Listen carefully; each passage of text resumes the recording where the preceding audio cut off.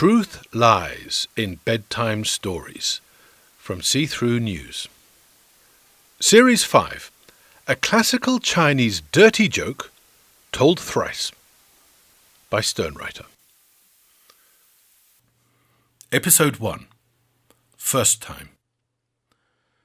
Is this story even worth attempting to tell in a podcast?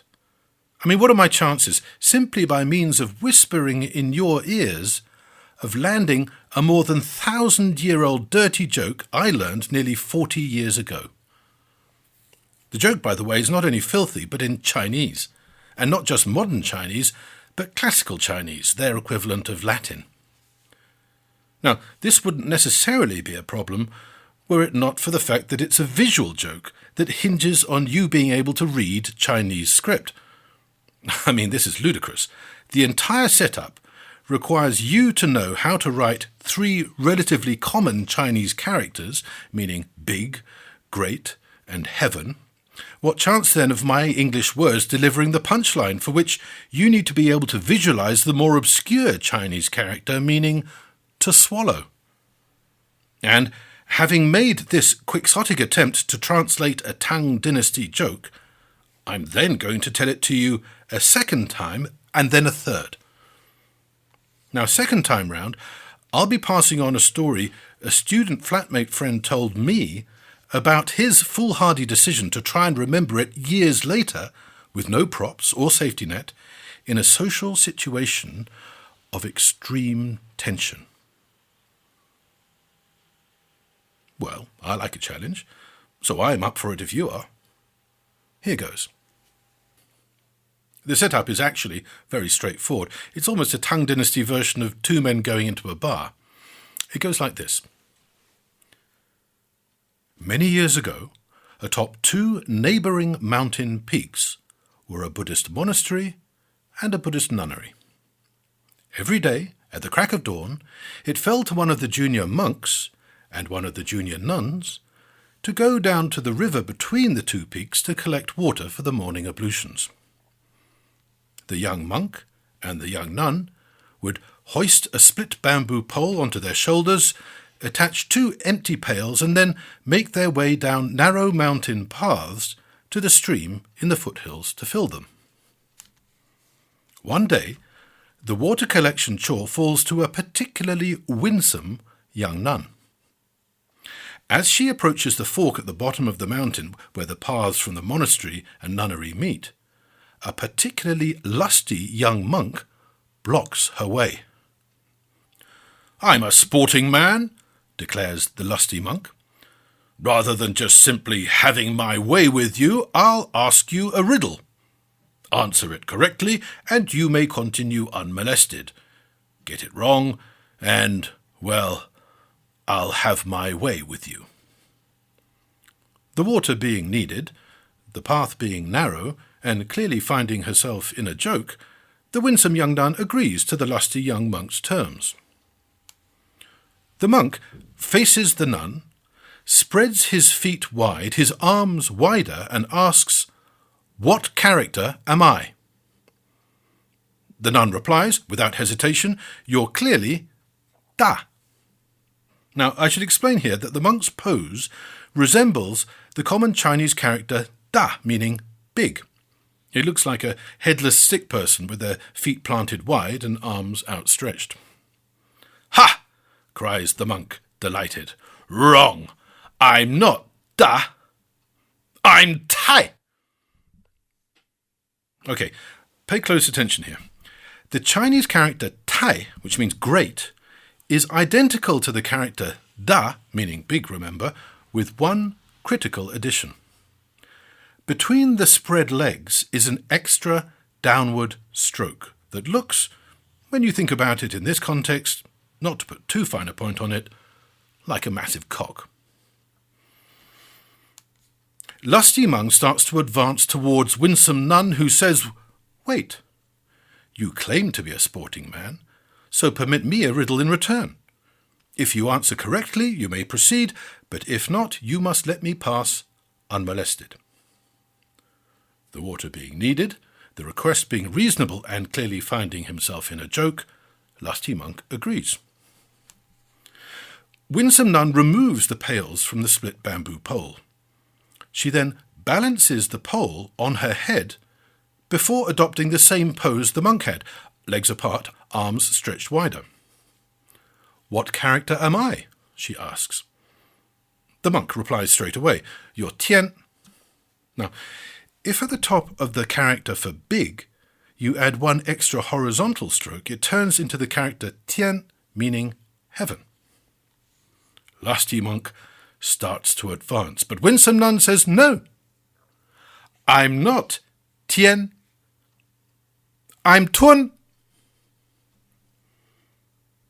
Now, if I were telling you this in Chinese and you had basic Chinese literacy, you would be cacking yourself with laughter. Trust me. You see, if at the bottom of the character for heaven, which, remember, looks like someone balancing a pole on their head with their legs apart and arms outstretched, you add 3 strokes, a short downward one, a right-angled one, and another short one below, you make a little box. On its own, this little box is the character for mouth. If you add the character for mouth to the bottom of the character for heaven, which is what the nun now looks like, having balanced the bamboo pole on her head, remember, this addition forms a new character, the character Tun, meaning to swallow. Now this mouth, or box, between the spread legs suggests, in this context, not to put too fine a point on it, a massive vagina. Okay.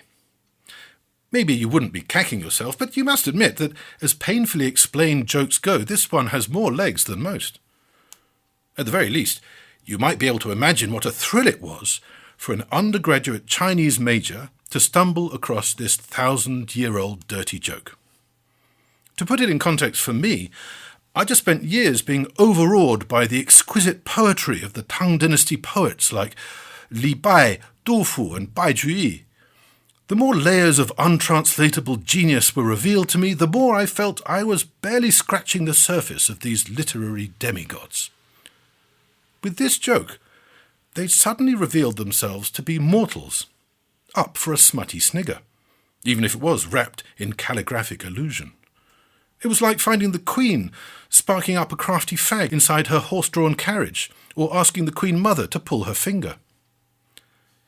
You might also be able to imagine I was keen to share this gem with others.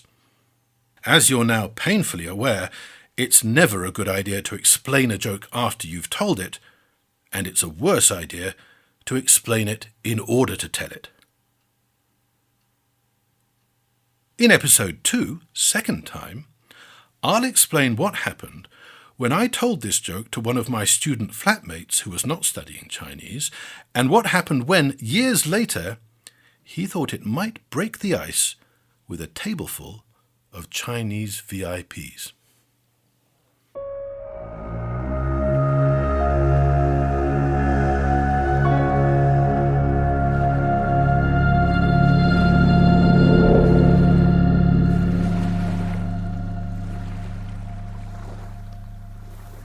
Episode 2, second time. Can you remember the Tang dynasty classical Chinese dirty joke I just told you in episode 1? Did you follow the gist? Would you have to listen to it again? Do you reckon you could tell it to someone else now and make some kind of sense? Well, you have the admittedly considerable disadvantage of having absorbed it entirely through your ears, but at least it's fresh in your memory.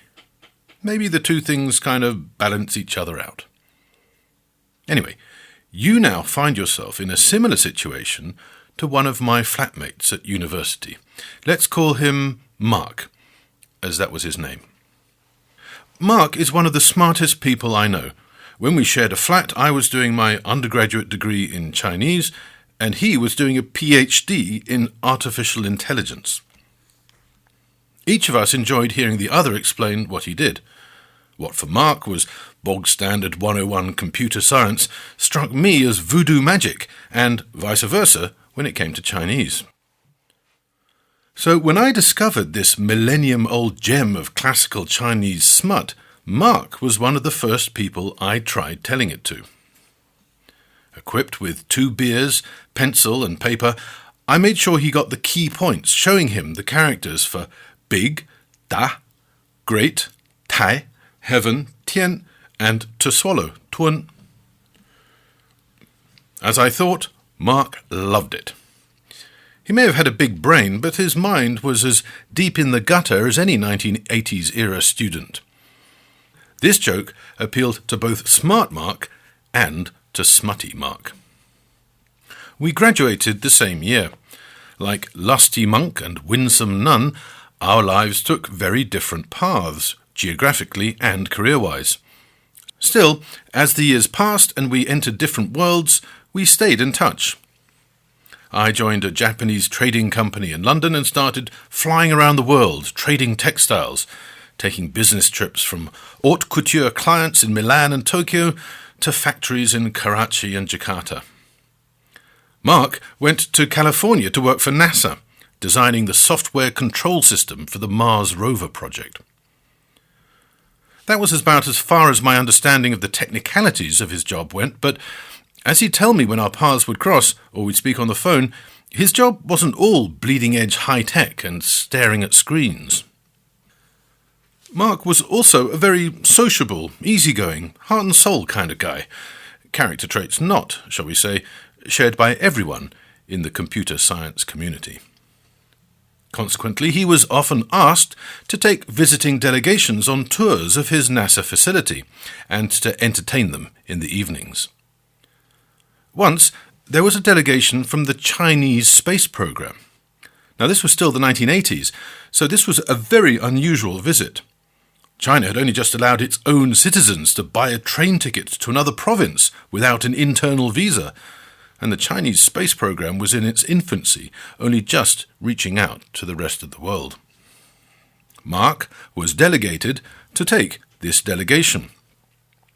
A day taking a dozen Chinese space scientists around NASA had done little to deepen personal ties. None of them spoke English, so all communication went via their earnest but clearly very nervous interpreter. The delegation all wore pins of Mao Zedong and Deng Xiaoping on the lapels of their ill-fitting suits, which still bore labels on their cuffs. The interpreter passed on their serious questions, and they took solemn notes of his translations of Mark's answers. You'll meet few more personable people than Mark, who has an easy, familiar manner and a natural curiosity about just about everything and everyone. But even he was finding this chore very, very hard going. And the worst was yet to come. Along with a couple of colleagues, Mark was due to host the delegation for dinner. Sitting around a big table at a fancy restaurant did nothing to lighten the mood. Quite the opposite. Mark did his best to engage the po-faced Chinese delegation, but as the meal progressed, the conversation became more and more stilted and sporadic. The interpreter was doing his best. Mark's colleagues, outnumbered and awkward, were no help at all, and Mark was running out of ideas. The silences between conversational damp squibs grew longer and longer. Ordering dessert had provided a decent little canter, but no one had said a word for a couple of minutes. Everyone was staring at the table in front of them, willing their orders to arrive so they could all escape this torture. The restaurant, however, was busy, and the silence was getting exquisitely painful. That's when Mark remembered the joke I'd told him years before in our shared student flat. Before he'd had time to think it through, he said to the interpreter, "Are you gentlemen familiar with a classical Chinese joke about a Buddhist monastery and a Buddhist nunnery on neighbouring mountain peaks?" In episode 3, third time, we'll find out how Mark's icebreaker went down.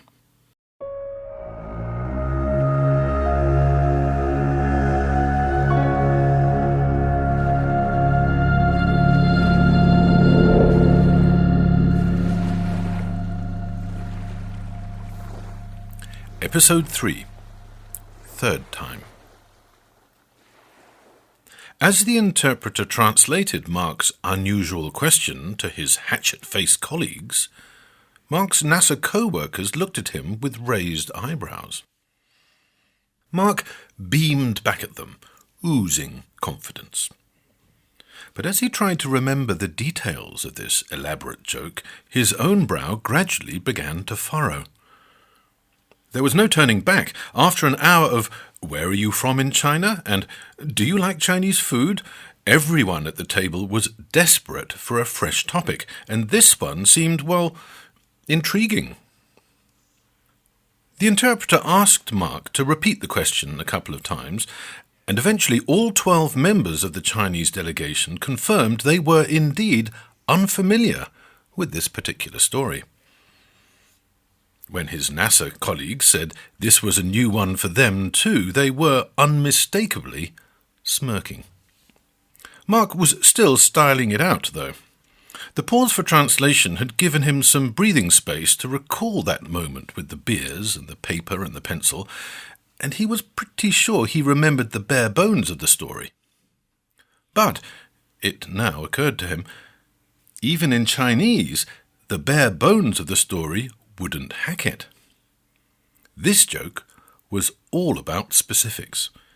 It depended not only on getting the final punchline right, but every single preceding detail as well. In translation, there was zero margin for error. With 15 pairs of eyes on him, the dozen Chinese space scientists, their interpreter, and his 2 NASA colleagues, Mark said, "Many years ago, atop 2 neighbouring mountain peaks were a Buddhist monastery and a Buddhist nunnery." As he began the setup, Mark felt almost as self-assured as he appeared, but he had a nagging The series doubt. was written, narrated, and He'd managed produced to reverse engineer the by whole joke SternWriter. from the final punchline, Audio production but he wasn't by Rupert, entirely Kirkham. sure if that last Chinese The truth character, lies the in keystone bedtime on which stories the entire is a edifice see-through depended, news was production. swallow, See-Through as in News bird, is a or non-profit social swallow, media network as in with to the gulp goal of down. speeding up carbon drawdown As he by related helping the setup, the inactive focus of become attention of active. everyone at the table, For Mark more, began visit to realise see-through-news.org. just how much there was that Thank could you go for wrong. listening.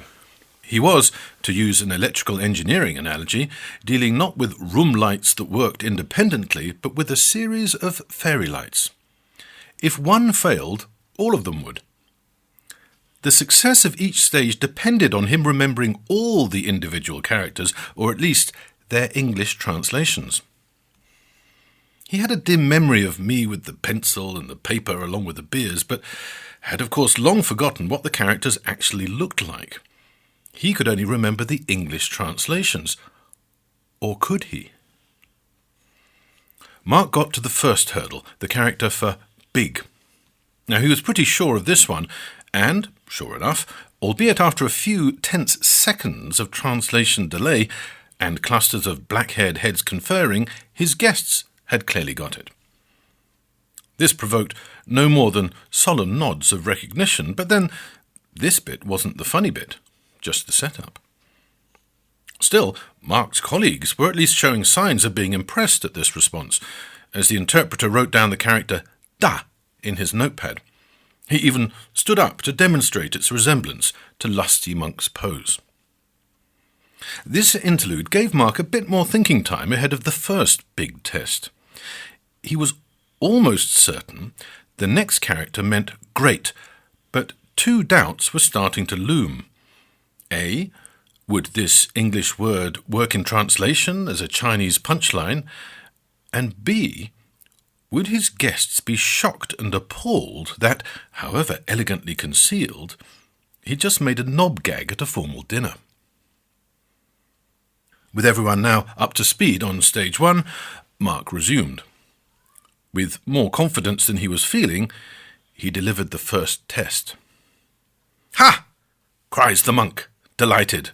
"Wrong! I'm not big. I'm great!" Mark's voice trails off, leaving the word hanging in the air. The blank looks are back. His colleagues start to look at each other. The interpreter checks how Mark is spelling great. Mark spells it out, still smiling in as assured a manner as he can carry off. The interpreter nods solemnly and relays his translation to the delegation, who once again form breakout groups to confer. Mark starts to wonder how he's going to explain this all at his next job interview, which surely couldn't be too far off now. But then a breakthrough from one of the breakout groups. After an animated plenary session, the delegation turns to him. It's the first time Mark has seen them smile. Now, this may not have been the belly laugh he'd hoped for, but nor was it the shocked outrage or stony disapproval he'd feared. Given the day so far, this was progress. The interpreter deploys his notepad once more, and this time, when he stands to demonstrate the pose again, there are knowing men's looks, even a grin or two, exchanged between the Chinese delegation and his NASA colleagues. When international diplomacy fails, try a knob gag. Mark is hoping he might be able to bail out at this point, as he's starting to entertain serious doubts about the final punchline. The more he thinks about it, the less confident he is about the whole swallow business. Had it actually been pigeon or gargle? But there's no ending it here. There must be some universal grammar for jokes, for everyone at the table knew Winsome Nunn must have her chance to turn the tables. Nothing for it. Mark plunges on. Lusty Monk starts to advance towards Winsome Nunn, who says, "Wait! You claim to be a sporting man, so permit me a riddle in return," said Mark to his expectant audience. Crossing his fingers, he's going to get the heaven bit right. Yes, the heaven bit goes perfectly. The Chinese, now primed for the format, get it the moment the interpreter relays the word tian to them. They start smiling encouragingly at Mark, ready for the big one. His colleagues are now looking at Mark as if he was some kind of magician. No turning back now. Mark's almost there. Lusty Monk starts to advance, but Winsome Nunn says, "No! I'm not heaven!" It now feels like the whole restaurant has fallen silent. Waiters have appeared with their desserts, but are standing by, courteously waiting for Mark to deliver his punchline. Even neighbouring tables have interrupted their own conversations to hear what's happening at the table with all the Chinese, which after an hour of murmuring and silence is suddenly buzzing with animation. "I'm not heaven," repeats Mark, stalling for time as he fights off his panicky urge to go for pigeon or gargle. No, it must be swallow. But was it a swallow or two swallow? Better not to commit, he thinks, before delivering, with a showman's grin and his outstretched palms facing the ceiling, his final choice. "I'm swallow!"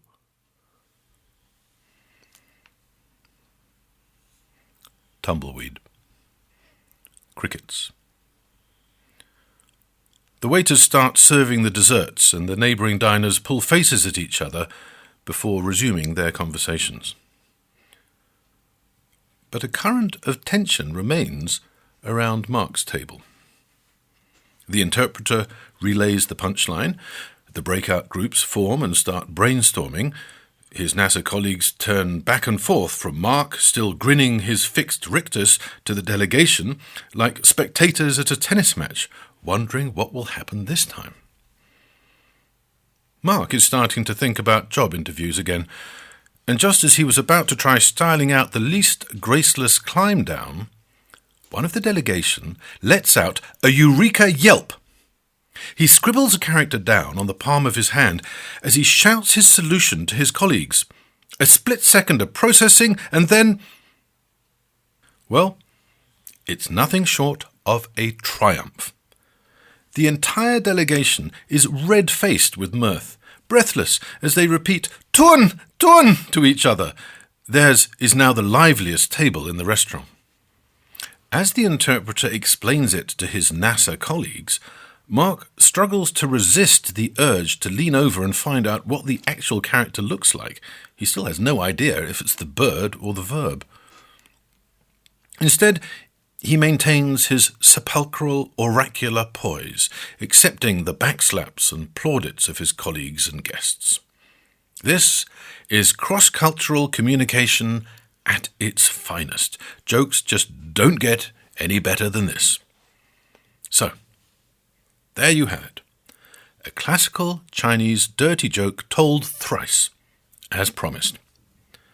Feel free to deploy it yourself if you ever find yourself in a similar situation. Lightning might strike twice. You, too, could be a hero. But I hope you've all been paying very close attention. The series was written, narrated and produced by SternWriter. Audio production by Rupert Kirkham. The Truth Lies in Bedtime Stories is a See-Through News production. See-Through News is a non-profit social media network with the goal of speeding up carbon drawdown by helping the inactive become active. For more, visit seethroughnews.org. Thank you for listening.